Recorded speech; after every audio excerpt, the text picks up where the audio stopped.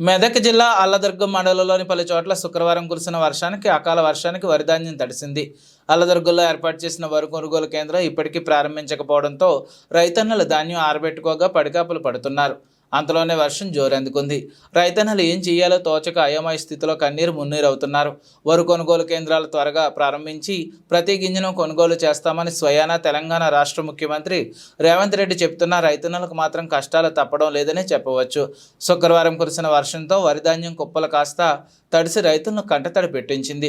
ధాన్యం లోడును తరలించేందుకు లారీలు రాకపోవడంతో కొనుగోలు కేంద్రాల వద్ద జాప్యం జరుగుతుందని రైతన్నలు తమ గోడును విన్నవించారు. ఇప్పటికైనా సంబంధిత అధికారులు స్పందించి త్వరితగతిన ధాన్యం కొనుగోలు చేసి రైతన్నల కష్టాలను పారదోలాలన్నారు.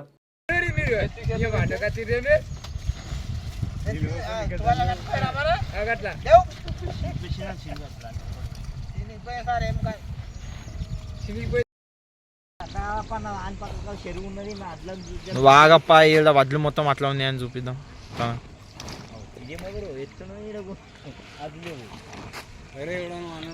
వడ్లు ఏం జోకలేరు అని తెలియాలి కదా వాళ్ళకు కూడా.